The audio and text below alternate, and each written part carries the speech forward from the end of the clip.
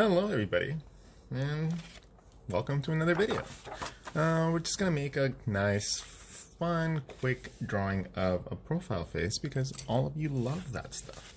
And I'm just gonna talk through the process, let you know as what I'm doing as I'm doing. So when it comes down to profiles, they're a little bit more elongated than they are round. So I like to start with a slightly boxed out, kind of like an egg, but with like, rounded square. Okay, so things that I pay attention to that help me throughout the process, figuring out where the little middle of the line is going to go. So the division that you put initially is to identify where the ear is. Now, I have learned through anatomy that the ear is slightly tilted because it goes behind where the jawline goes, and the jawline is not completely straight. So I have learned something new this week. So the line for the ear, a little bit angled. It's normally towards the back. If you split it in the middle, it's normally towards the back. And then the back of the head has a slight indication of where the skull is. Boom, boom. So the neck muscles go up. They hit where the skull is, and that's where you get the little deviation. Now, we're going to go towards the front. Towards the front, we have obviously our jaw that we continue on from where we drew the ear. There is that little tiny divot. That is where the jawbone cuts down, and it's closer to the back than it is to the front. Now, this underside right here, to do that, you need to understand a little bit more of the muscles. So there is a little muscle that pretty much starts where that bottom of the ear is, and it goes all the way down to the middle of where your clavicle is. The clavicle is that little muscle, or the little bone, that's right in between your chest, at the top of your rib cage, right there. So there's a muscle that connects from there to there. It's a little bit of a long muscle, so you can just draw a little bit of thickness to it, and then you end up with this gap. Now this gap is really filled with whatever skin you like. If you're a very fit person, that would hug your jaw, boom, so it would be really sharp. But most people don't have that level of fitness, so there's a little bit of a drop in skin. So it's not necessarily super sharp. You still see the little bit indication of the bone, so we do a little bit of a shadow. But it's not necessarily super sharp. Now, continuing on. I know that we're not working from the features in, and that's also another exercise that's really good to do. Learning to map things out from different parts of the body. So in this case, we started with the ear line, right? Let's give it like something fancy, like an earring. Now we're going to continue on top. Now, the front of the face of a human being has a lot of bumps and stuff, but it doesn't stick out so much. So we're adjusting from our base template. Our base initial sketch is just a guideline. So never see your lines as absolute until it's starting to look right. The first thing that I do is I try to identify how big of a forehead I'm going to be drawing. I've always had issues with drawing too big of a forehead on my characters, and that's why I like to identify the forehead. The forehead leads to where the eyebrows are, and the eyebrows tend to kind of line up where the top of the ear is.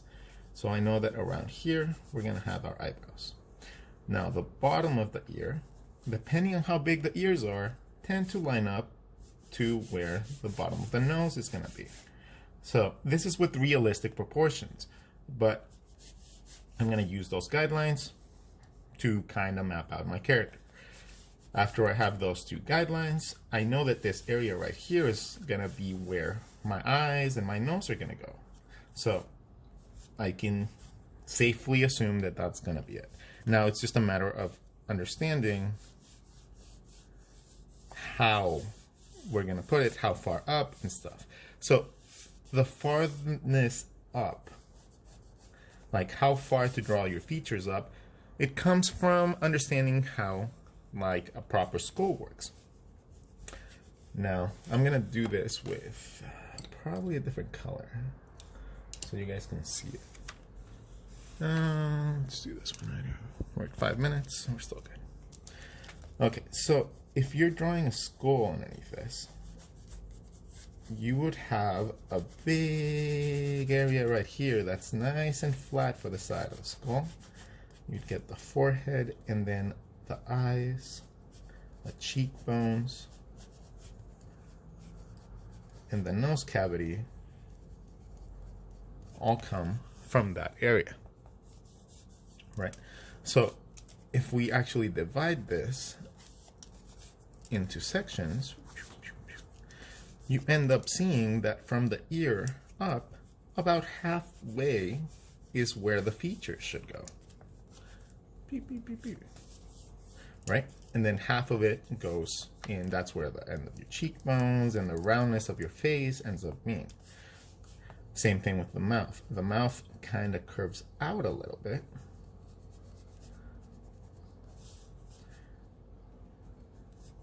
Whenever you draw a real skeleton underneath. So we're going to keep these line marks whenever we are going through and drawing the rest of the body.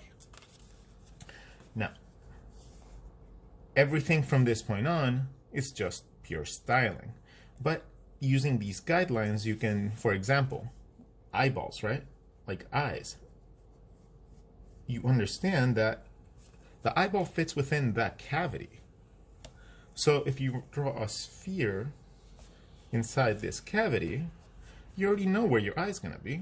You already know that's where the nose bridge is going to come out. So if you want to style it, just, you know, give it a nice little, like, stylistic nose.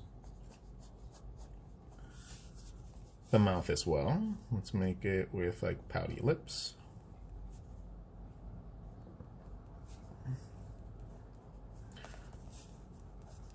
And then you start filling out nostrils, the upper part of the lip,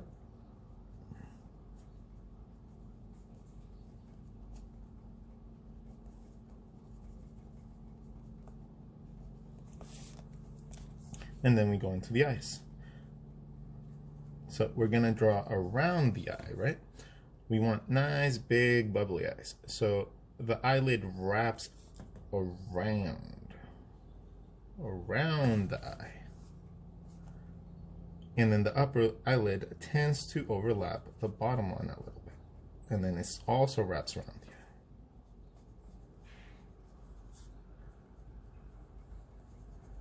Then you have your eyelid, which is already mapped out by that same cavity. And you can give eyelashes and eyelashes from the other side if you want. I think the forehead's a little bit too pronounced, so I'm going to bring it in a little bit.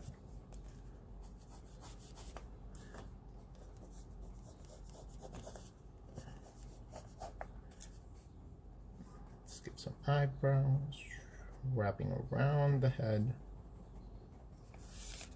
So now we have a basic structure for a face. And then from this point on, it's just about adding hair and stuff like that as well. So you add a hairline,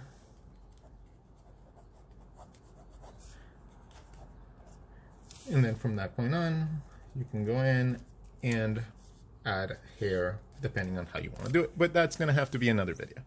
Hope you guys enjoyed these types of videos. Let me know in the comments if you guys enjoyed it. And if you do, go look at all my other stuff. It helps out, and share it with your friends so they know how to draw things too. Okay, have a wonderful day, everybody, and stay doodly.